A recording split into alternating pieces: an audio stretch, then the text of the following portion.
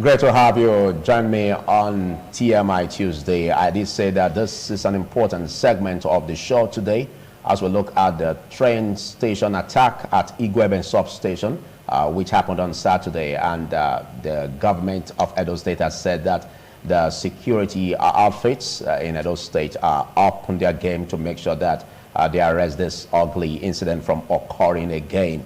And joining me via Zoom to discuss this very, very important issue is the special advisor to the governor of Edo State, Godwin Obaseki, on media projects, Crusoe Osagie. Good morning, Crusoe Osagie.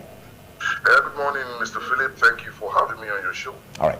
And next, also joining me via Zoom is Idris Zekeri from Lagos. Good morning, Idris. Good morning. It's an absolute delight, as always, to be in your program this morning. All right. And in the studio with me, I have the immediate past chairman of ASU Uniben chapter in the person of Professor Julius Iyasele. Professor Julius Iyasele is the head of department chemistry, Uniben. Good morning, Professor. Thank you, Philip, for having me. And good morning, Nigerians. All right, let's look at this issue because I think the first question will be posed to the special advisor to the governor of Edo State, Crusoe Osagie. Let's look at this aspect of the incident that happened. And it's becoming an issue that is heightening the insecurity situation in Edo State. And the residents and, of course, travelers and motorists are scared about this ugly development. Now, we don't have reports that about 6 persons have been rescued, but what is the government doing to tackle this head-on? It's a very embarrassing occurrence.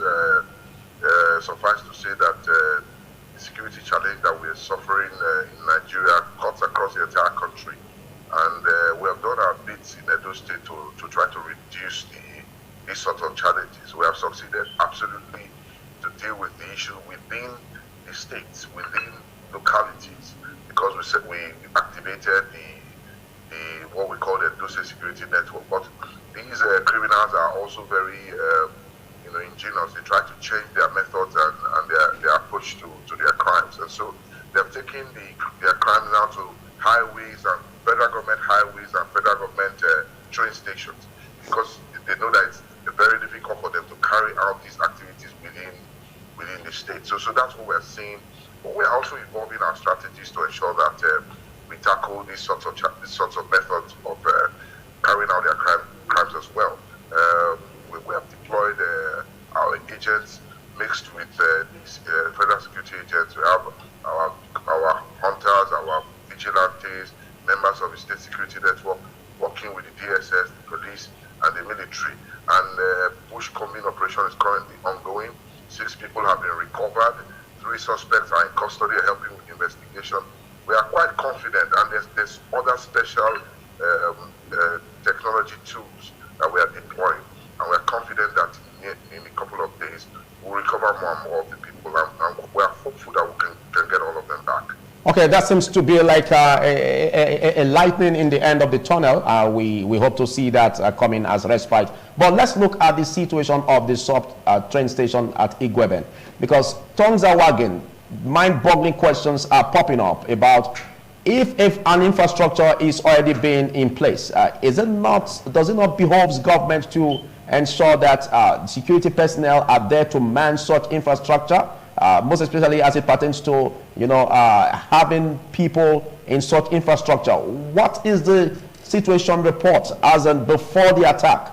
Can you give us a handy situation report before the attack on the security personnel, if they had the wherewithal, or were they drafted to that infrastructure, to the sub train station at Igweben? Yeah, well, there's enough blame to go around if you want to trade blames. This incident has already occurred. It's very sad. People who are in custody now are not interested in who is responsible for ensuring security at the train station. But if you insist on knowing, a federal government structure, the federal government infrastructure is supposed to be manned by federal government police, but we don't want to put that around. It's human beings that are adopted. The governor is the chief security officer of Edo State. Igwebe falls within Edo State. So we are taking the bull by the horn. We are working with the police. We are working with the army. We are working with the DSS. We are very confident that we'll get these people back. Okay. Idris Zekari, let's come to you. What is your assessment of the challenge that have been faced at the point of the sub-train station at Igwebe? And you just heard what the special advisor to the governor of Edo State, Cruz Osage, said concerning the security apparatus in Edo State and the collaboration with state agencies to make sure that this issue is tackled headlong. And most especially as we have about 6 persons rescued already, and according to him, we have 3 suspects already being interrogated. What do you make of this development, Idris? I believe you can hear me loud and clear. Of course, yes. So thank you. So first of all, I want to express my heartfelt empathy to the family of those who are currently in custody of this very bloodthirsty, this very unholy group of individuals that have been terrorizing virtually every part of the state, and now, and of course, every part of the country, most part of the country. It is my prayer that soon enough these families will get respite. Having said that, it's important that we chronicle, just in 2022 alone, the level of insecurity that we have had to endure in Edo State. On the 24th of February 2002, there was a bank robbery in Uru, and in that bank robbery, 10 persons died. On the 21st of October, you will remember that an apostle, Johnson Suleiman, was attacked, and 4 of his aides, security aides, were killed. And there was another incident around Lankwese, between Lankwese and Ibilo, that 10 dead bodies were found until today. In all of these situations I've mentioned, in 2022 alone, there have been no conclusive investigation either on the part of the state police command or on the part of the state government. If there have been, thank God we had the special advisor, he would enlighten us here. I am very happy that the special advisor has stated it unequivocally that the governor is the chief security officer of Edo State, and as such, the buck stops in his table as at the state level, as far as the state level is concerned. Without, at the risk of sounding pessimistic and blameful of the government, I think that we have not done enough to secure people in Edo State, especially those who are staying outside the state capital of Benin City. You cannot sit in your office in Benin and hope and believe that you know what happens as far away as Lankwese, what happens in Owan, what happens in Opela, what happens in Ibilo, what happens in the Igwebe, and what happens in maybe in the far-flung areas of the state, like Genebudi and the rest. The government has to wake up to its responsibility, both at the state and the federal level. I am speaking specifically about the state now because there are things that the government of the state should have done differently to make sure that situations like this don't happen in our dear state. In the train station in Igwebe, I have traveled through that train station from Itakwe from Warri to Itakwe in Kogi State en route to Abuja. And I can tell you that all the train stations that are located in Edo State are located inside the bush. What I expect the government to have done, since the federal government have put that infrastructure in place, number one, there should be access roads, very good access roads to those locations, so that when there are incidences, the response time is greatly reduced. Number two, there is nothing wrong in the state government putting a police post in those train stations. Like I told you, I have traveled through that train station. I moved from Warri through Igwebe, through Agenebode. There is another train station in Agenebode. There is another train station, I think, around somewhere in Edo South, one of the far-flung communities in Edo South. So I think it is time for people to begin to take responsibilities. The office of governor and the office of the chief security officer of the state is a very important one. It's a very well compensated office. There is security votes, which is in the hundreds of millions. It is alleged that around 500 million a month. Those monies should be deployed to make sure that Edo people are secured. It is Benin City, is not the entire crux of Edo State is not in Benin City. Okay, thank you, Idris. Thank you, Idris. You've articulated your point. You've raised a lot of points that the special advisor to the governor on media projects should react to. And Cruz Osage, I think you heard what as Zekari Idris said. What do you have to say in that direction? Yeah, thank you very much. Idris, I like your approach to these issues, very academic, very intellectual, and so I'm sure you'll be able to comprehend the explanations I'm going to give. Number one, you said perhaps the state government should have put a police post in the various train stations. The federal government does not control the police, for your information.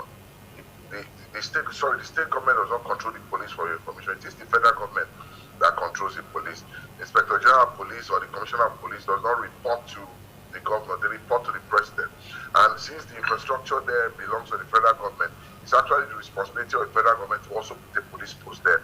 But having said that, I think I need to enlighten you about the Edo State security network, because your allegation is that we cannot sit in Benin City and know what's happening in different villages in Edo State. But I dare say we can. And it's because of your lack of understanding of the Edo State security network that you will make such a claim. So I'll now explain it to you. Edo State security network is made up of the police, the DSS, the army as the apex of that network. Then at the base of the network, you have what we call the vigilantes that are from the different communities across the entire state, from Edo South to Edo Central to Edo North. And these people are not hired from anywhere else but from within their communities. They are engaged they are volunteers from their communities. Their biometrics are taken, they are brought into the network, they are sent to training with the police, the DSS and the military, and they are deployed within their own communities where where they naturally reside. So they know their community, they know their bushes. The hunters we spoke about are part of this network. So, and they have communication devices with which they interact and they send information to the security agencies when there's an incident in any part of the state. So yes, we can sit in Benin City and tell you exactly what's happening in Afese, what's happening in Agenekude, or any part of the state. And that is why we've been able to improve security, as much as we have done thus far. Have we been able to completely eradicate crime in Edo State? The answer is no. I dare say that even countries like the United States and other developed countries of the world still have, sporadic incidents of crimes and chaos. But of course, what is important is that you have a structure to deal with it once it happens, and we have that in Edo State.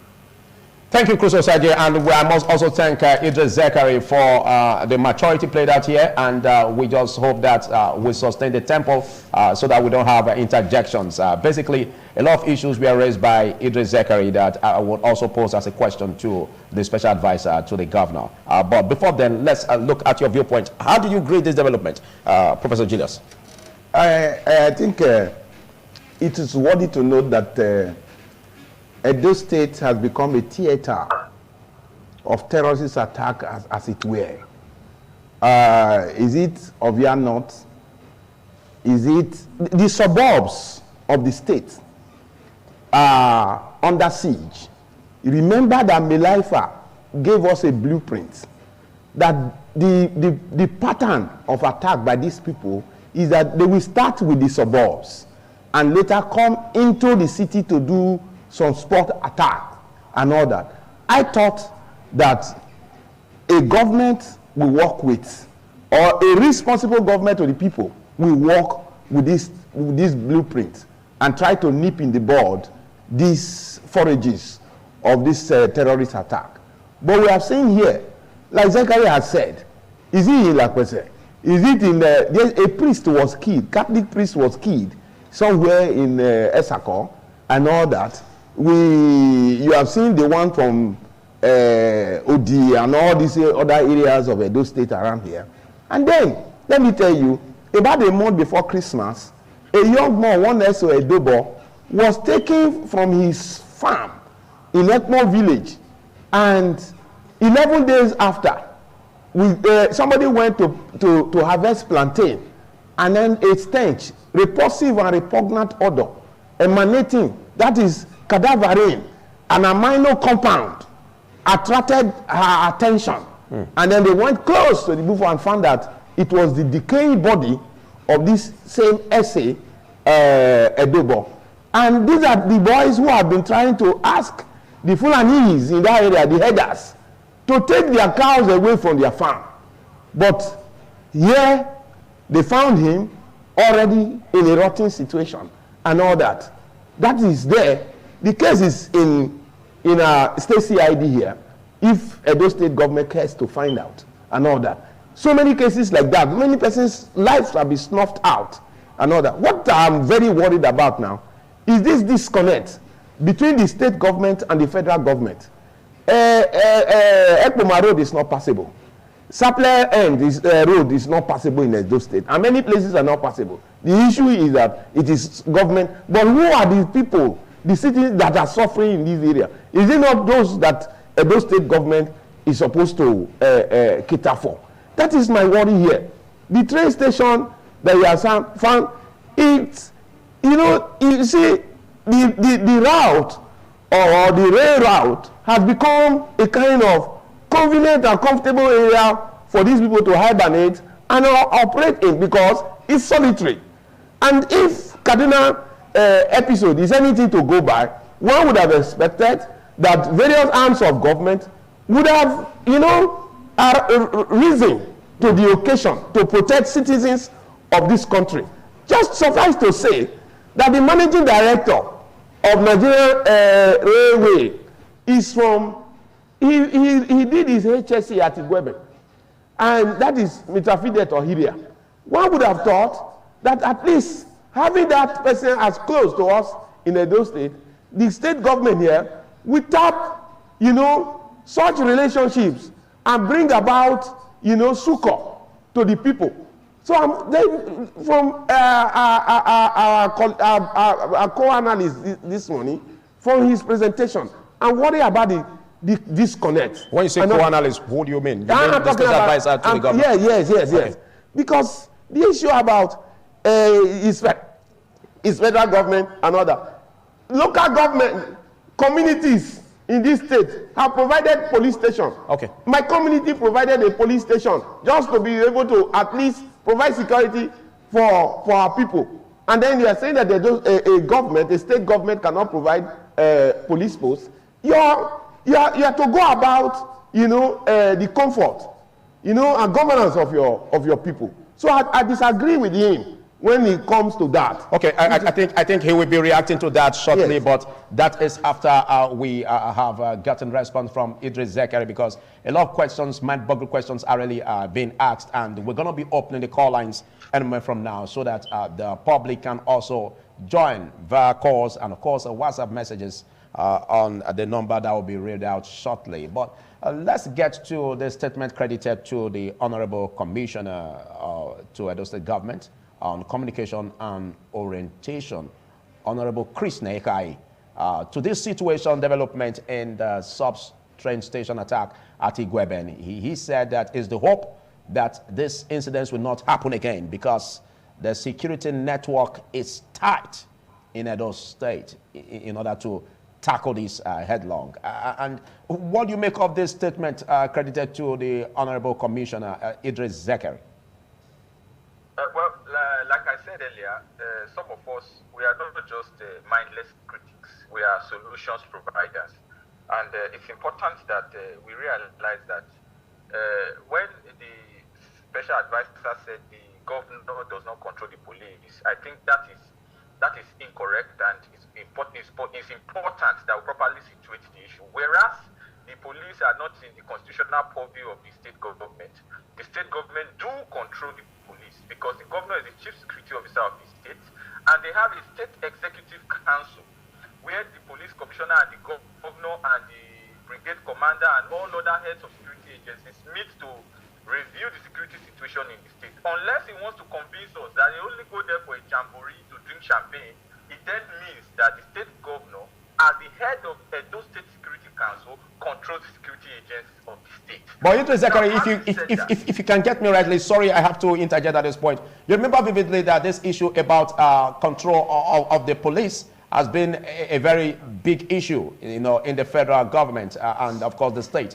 We've had issues where the state governors were asking for a state police in order for them to have a control per se with that. But so which means that there's a great demarcation or a great digression or a great shift from their ability to have a grasp on the police force as per the federal government. There is a huge difference between ownership and control.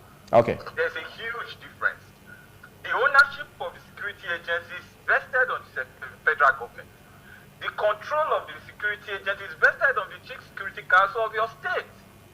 The security of Edo people is in the hands of the governor, and he is very well compensated for it. Like I said earlier, security vote of over 500 million in month. It's not a joke. It should be utilized for the security of Edo people. So there's no excuse whatsoever. And I am saying what they can do. Let us even assume, in the unlikely event that they don't even control the security agents of they don't control the security agency, can they not have a proper access route to all the train stations in Edo State? Can they not, as the professor there has stated, build police posts in the train station? Can they not deploy? They have their own police now. This pretense about no state police is just a pretense. It's a lie from the pit of hell. There's already state police. Like he stated, there is ESN, Edo State Security Network, manned by hunters and vigilantes that they control. What stops them from deploying it there? Are we not talking about the lives of Edo people? Now, let me also make clear, technology. You know, this government talks a lot about technology. How much of technology has been deployed in the security of Edo people? One Bayraktar drone from Turkey that has a coverage of 300 kilometers can cover the whole of Edo State. As the crime is happening, you put it in the sky and you begin to pinpoint and trace, the people who are victims of this crime. People cannot come here and pretend that nothing can be done. Something can be done, and I refuse to agree that nothing can be done. Idris Zekari, I need your comment. Idris Zekari, can you hear me? I need your comment on the security network. Do you appreciate the effort so far, in Edo State carried out by the security network? I have been an advocate of multi-level security, multi-level policing. So to a large extent, I appreciate the effort to put more men, to put more boots on the ground. Okay. However, what is the effectiveness? When state security agents, the security network are only active during the campaign of a particular political party, they are only active during mobilization, they are only active in looking for political opponents. All right, thank you. You must treat them as non-partisan. Thank you for your articulation. Thank you, Idris Zekari. We must share the space we have, among the discussants, and of course, we need to really get to the special advisor to the governor, Cruz Osage. You heard what Idris Zekari said, and of course, Professor Julius Iyasele, who also said something in that direction. Concerns here are about having a police station or a base of the law enforcement agencies at that sub-train station. And not just that, we have challenge of the Bini Auchi Road. That is still a scare to travelers and, of course, motorists. Now, what is the government doing in that respect to tackle that? And again, another question that I also want you to attend to is the issue of getting those who have been abducted by these gun-wielding, these terrorists, or I don't know what to call them. What extent will the government go in terms of getting them released, even if it means negotiating with the abductees? Okay. Let me first address the interesting enthusiasm of the young man, Zachary. Mr. Zachary, you need to understand that the country is governed by a constitution. You don't just come to television and with a lot of enthusiasm see things that are not backed by the law. The constitution of Nigeria is very clear. The policing of the country is both owned and controlled by the federal government. Yes, there is a state security council and the governor is the chairman of that council. But doesn't mean that the governor can give orders to the commissioner of police. The commissioner of police will always still vet whatever directives or advice he gets from the governor with the inspector general of police before he carries it out. So the buck does not stop on the governor's table, I dare say, as far as security is concerned in Edo State.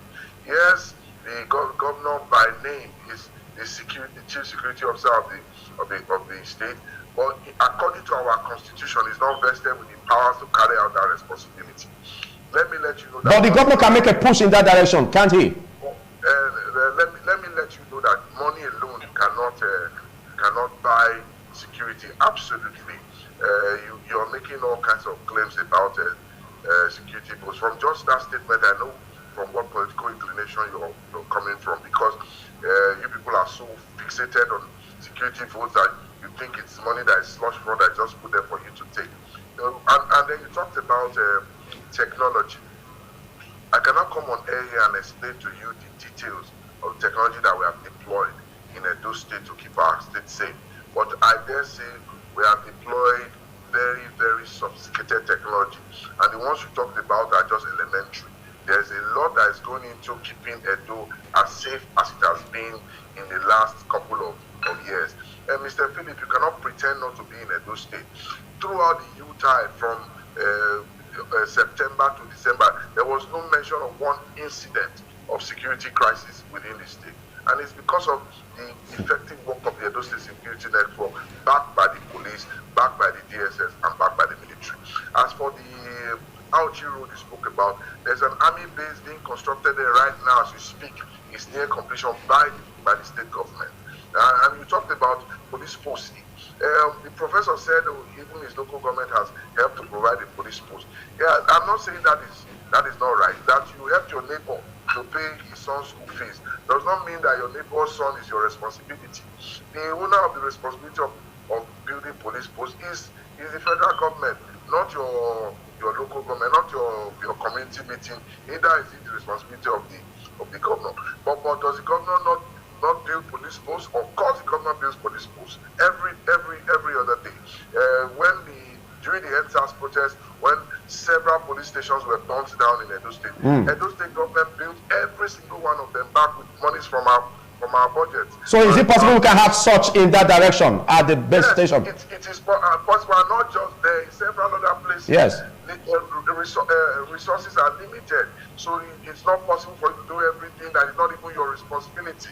You are not supposed to carry that responsibility of building police posts. It's not supposed to be part of what you address with the budget of the state, because somebody already budgeted for it at the federal level. The police has a budget which is given to them by the federal government. So if you now have to go out of your budget all the time to do everything that is supposed to be in another person's budget, what are you going to use to do the other things that are demanded of you by your people? So this issue is not just as simple as you say. Okay. But I dare say that the government is putting in tremendous effort, and that is why we have had the kind of successes we have had. But let me just say that this is not the time to debate, and that's why I didn't come here today with the body language to debate, because families are grieving as we speak. Families are in terrible conditions because of their loved ones that have been taken. Okay. So we come here pontificating and stating things that are not practicable on the ground. It is not doing the best to. Okay, Mr. Crusoe, I want you to attend to the other question concerning to what extent will the state government, or does it not fall in the purview of the state government, in the process of rescuing these abductees? To what extent can it, go, even if it means negotiating with the abductors? I would say that the government will stop at nothing to get these people back. Nothing. The governor and the government of Edo State will leave no stone unturned until we get every single person back. So you can interpret the details of that. We don't want crime and criminality turned into a business. So we don't patronize criminals. However, that does not mean that we won't engage them. That does not mean we won't talk with them. What's important to us is the survival and well-being of every single person that has been affected by this very unfortunate incident. Okay, we quickly will be opening the call lines, and basically I did say that we're going to be reeling out the number on the screen for those who want to join so that they can quickly join us. And the number is 0708 365 1320. 0708 365 1320. The terror attack on the sub train station at Igweben is the crux of the discussion, and we have at hand the special advisor to the governor of Edo State, Crusoe Sagi, on media projects, and of course Idris Zekari from Lagos joining us via Zoom, and of course we have the Professor Julius Iyasele. Now, while we expect calls to be pouring in, and on that, let's take your viewpoint in this direction on what he said. Excuse me, I want to ask one basic question. This problem has been plaguing this country now for some years now. I know that a time was in Edo State when a public hearing was instituted. I think it was Dr. Justice Okonobo was the Speaker of Edo State House of Assembly then. And there was a public hearing. And where people now rejected what they call open grazing. That cows should not be found littering and grazing people's crops and all that, because the latest of farming technique for animals is not by wide range, it's not through ranching. Why is it difficult for Edo State government, you know, to abide by, to institute this law in Edo State that cows should not graze people's crop, people's farm, and all that. I'll get back to you, but he has the floor, please. I'll get back to you. Just hold. These people, you know, the vector of crime of this crime is these headers.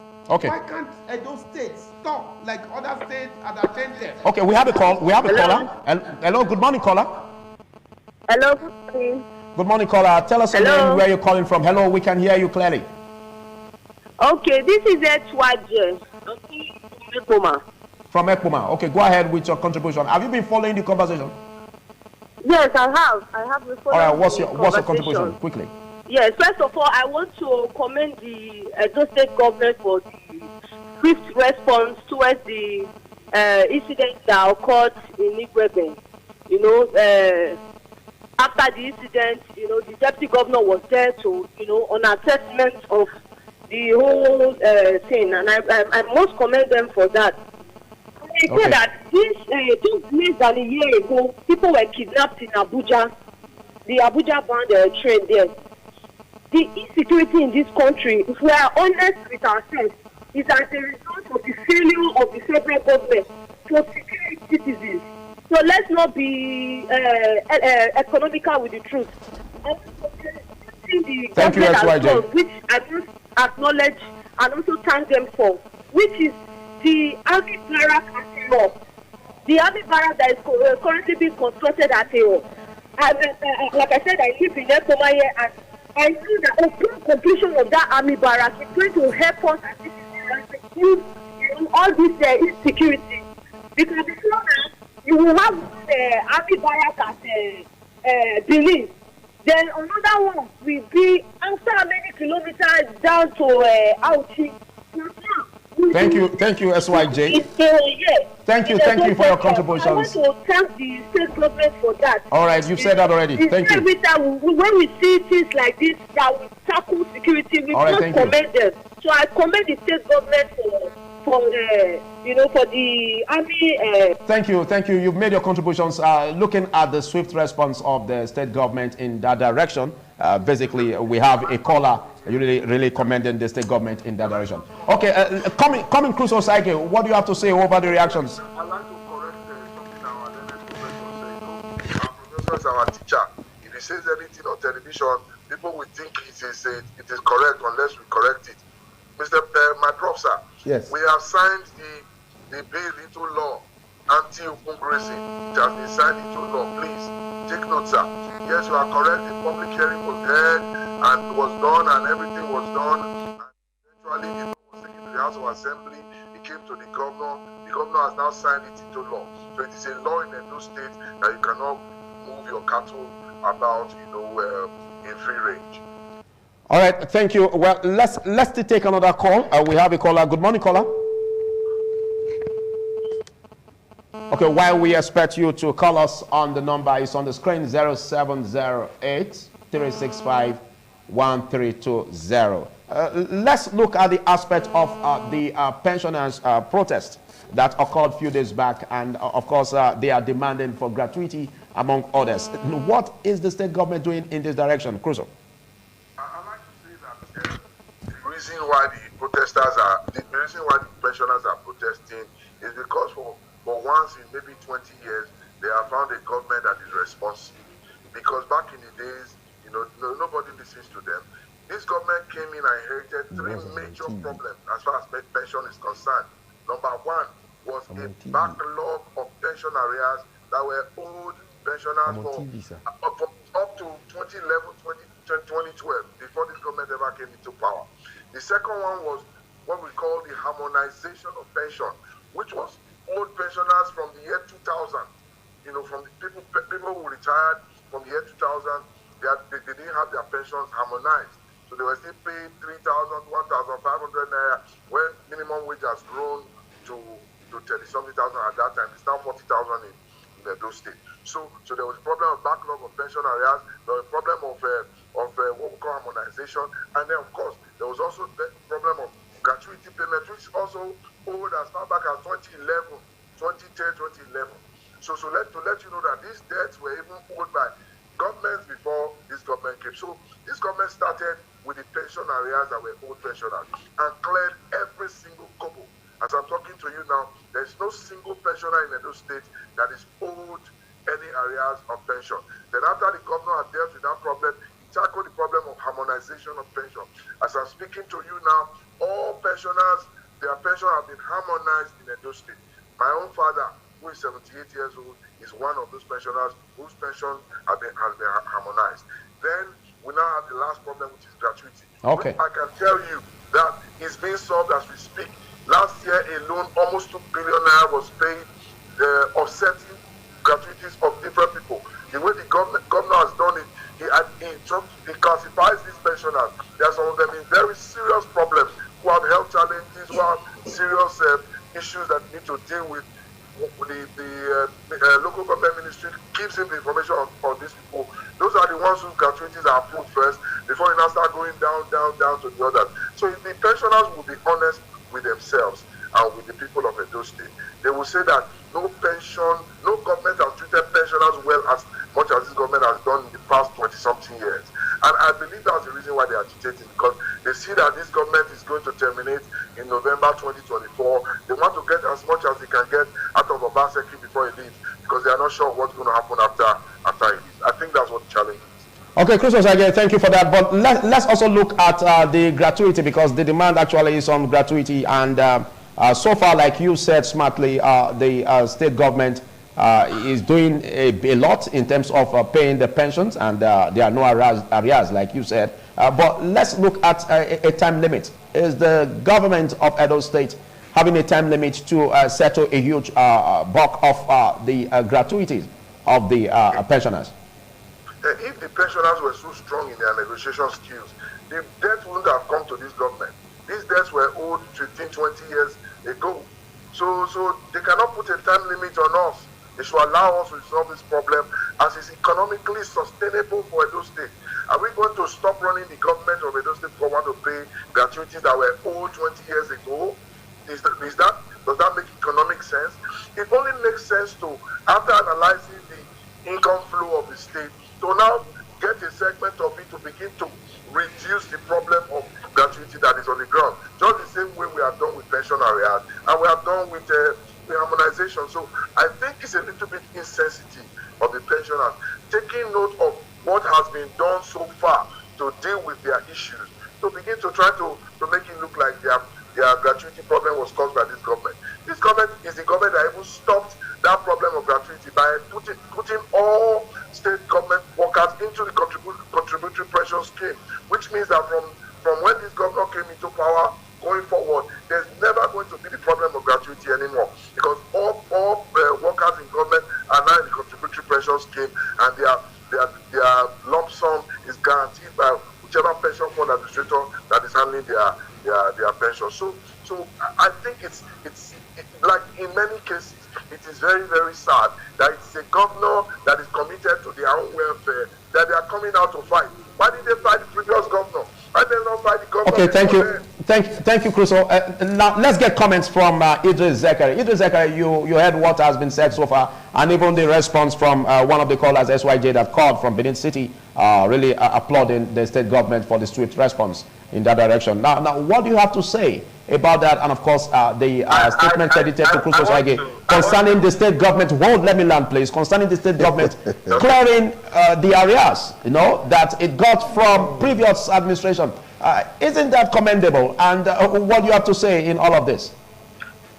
I want to appeal to you, presenter, to strike a bit of balance with our timing so that we'll be able to articulate our points so it's not lopsided as it is.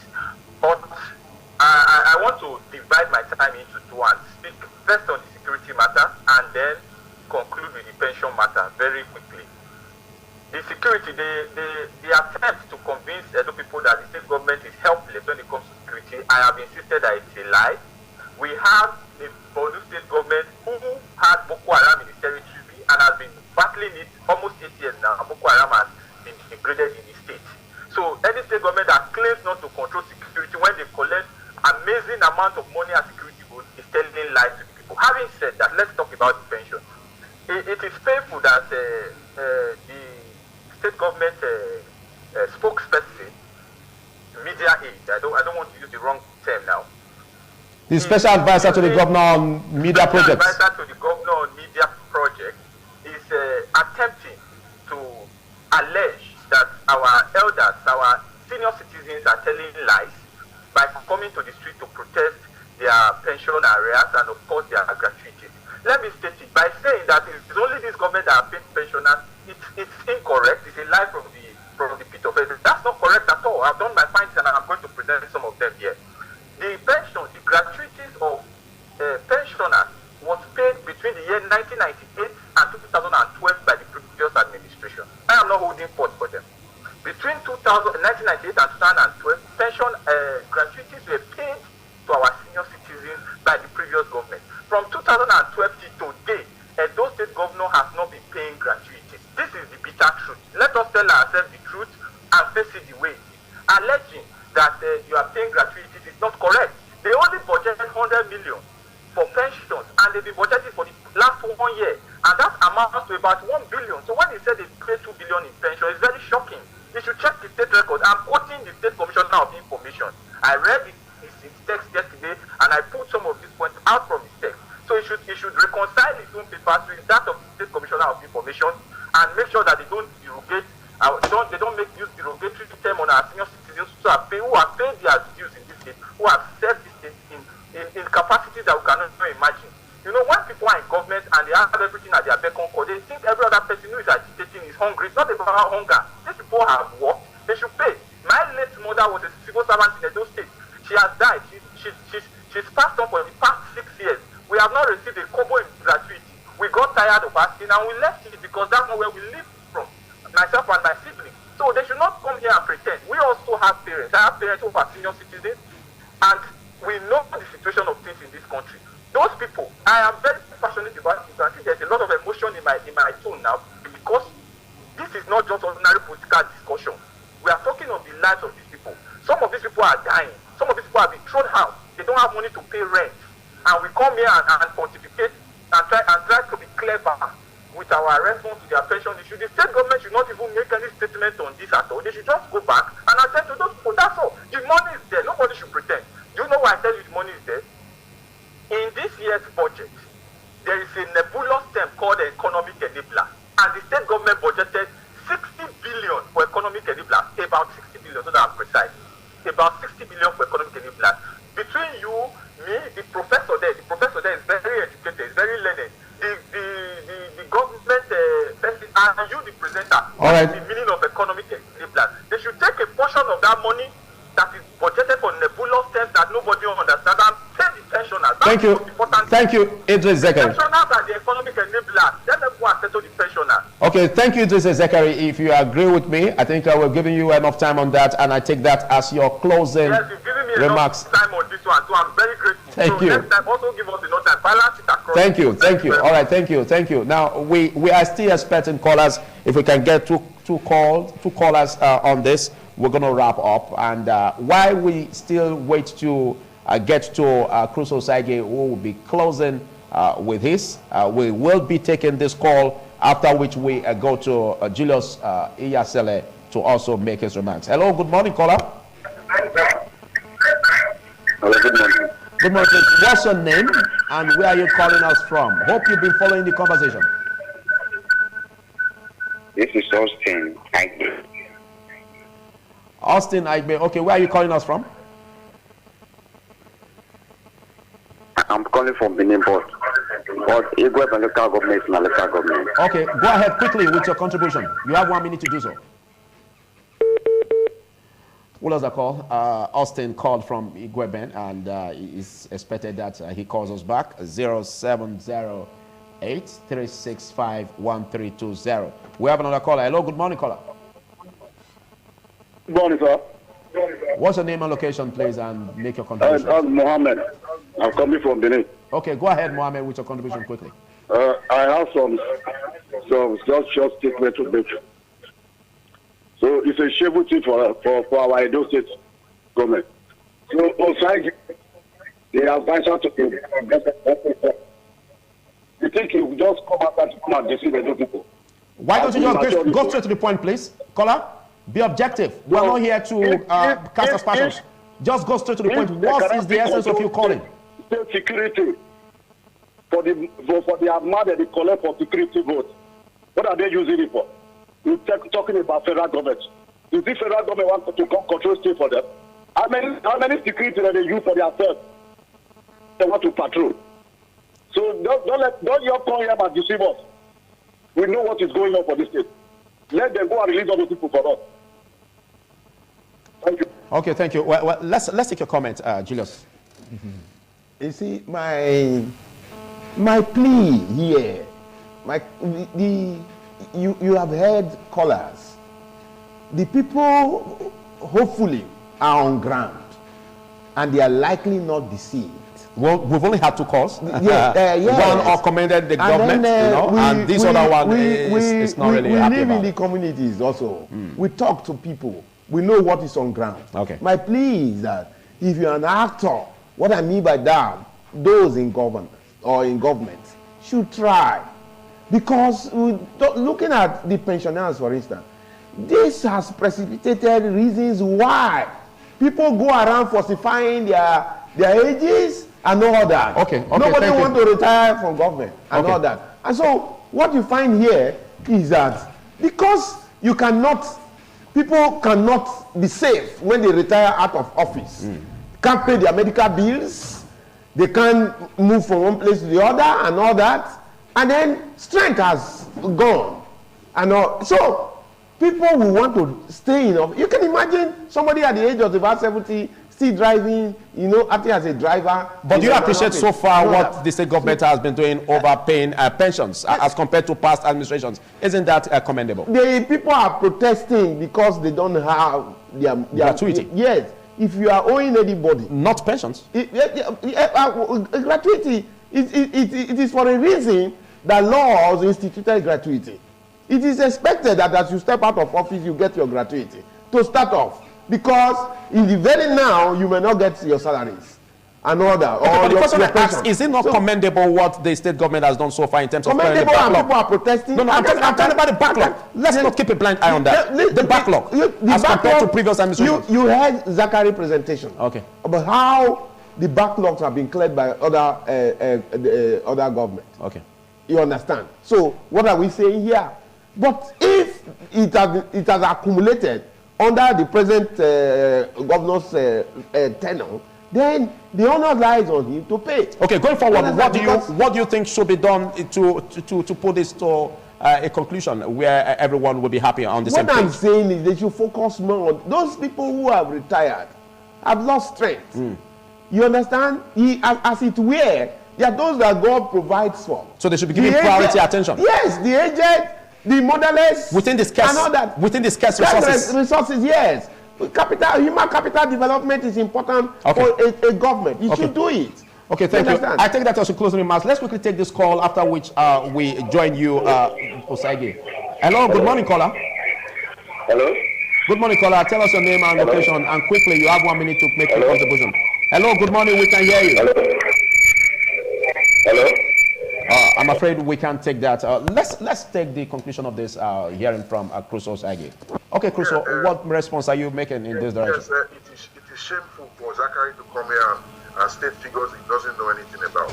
If the previous administration paid all the backlog, what backlog of pensions did Obaseki clear, that I talked about, that we met? You said the previous administration cleared up to 2012. Did the previous administration, did it end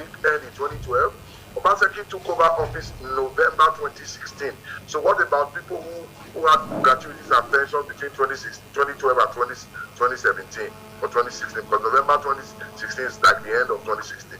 So you don't come here and pretend to be somebody who's speaking objectively. You just you cannot say that a governor who met a backlog of pensions from even 2010 up till now and cleared it has not done anything. You cannot say a governor that met harmonization problem from 2000. Year 2000, my father retired in 2000. His pension was not harmonized. He was earning 3,000 every month. It was harmonized by this government from year 2000 till date. You cannot say a government that cleared that backlog has not done well. And then a government that has now started to pay gratuity. I said before that last year 2 billion naira was spent on gratuity, and you dare to say I'm wrong? Do you work in the Ministry of Pensions or the Ministry of Finance? I'm telling you that 2 billion naira was spent clearing pensions of very vulnerable, very weak, and the ones that have health challenges. And more will be spent this year.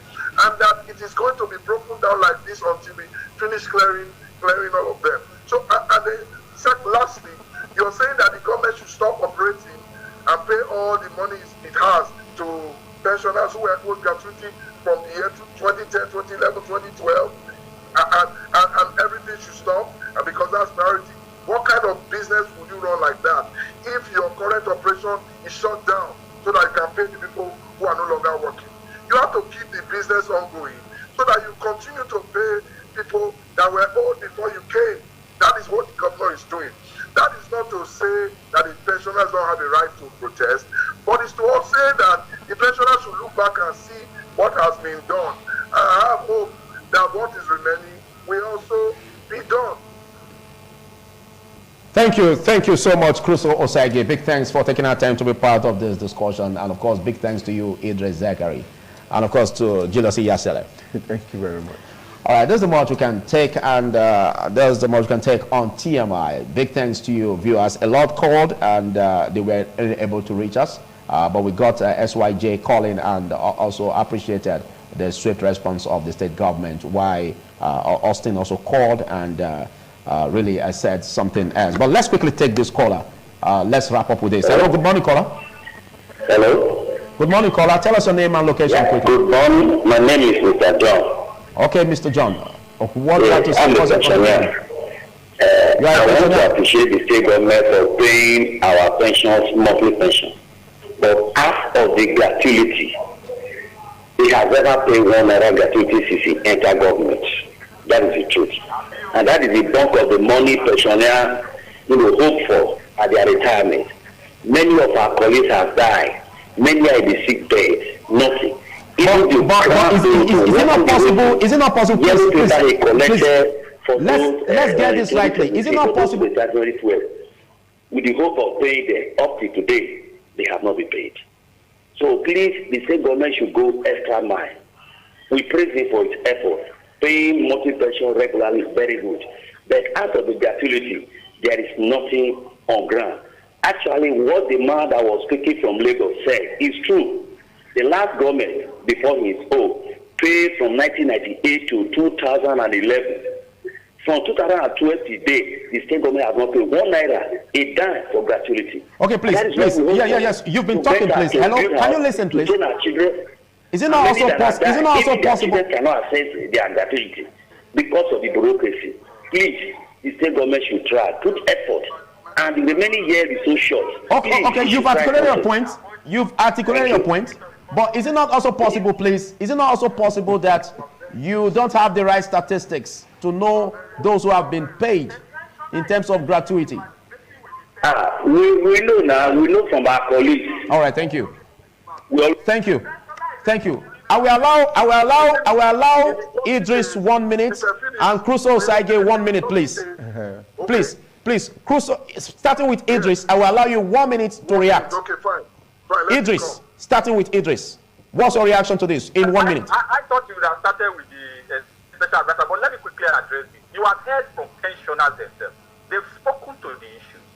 When I said now that the other government paid from 98 to 2020, it was as though I didn't know what I was saying. But you heard it now that they paid gratuity. This government has not paid 1 naira. this government should wake up. Look, painting the government good on TV will not help them. Let them pay. We need this state to move forward. I am from Edo State. I am not happy being elsewhere. I want to be in my state. Okay, thank you, thank you. Thank you, Idris. It is uncanny. Thank you, Idris. I'll close Osage in 1 minute. Yes, quickly. I appreciate the pensioner who spoke. He spoke about what he knew. He commended the government, unlike Idris, who doesn't see anything like good in the government. He commended the government's efforts with pensions and with harmonization and all the other things that the government has done. But he only spoke about what he knew. In the coming days, Philip, we are going to be bringing pensioners who earn their gratuity to your station, so that you can talk to them. Nobody will tell you that you paid him. If I pay you 5 million, are you going to go and announce that I paid you? Nobody will tell you they paid him. Only people who have not been paid will come out and talk. My mother has not been paid. My late mother has not been paid. Thank you, Chris Osage. Thank you, Chris Osage. Big thanks, Julius Iyasele. I know you have a lot to say, but a lot has also been said. They've accused you that you don't share time. Oh well. But you already had your say. How many? Okay, in 30 seconds, please. But it's okay. What I'm saying here, that government and governance is a continuum. So let's not create this scene of or a situation of a kind of disconnect. Okay. Federal government, state government, local government are supposed to be working for the people.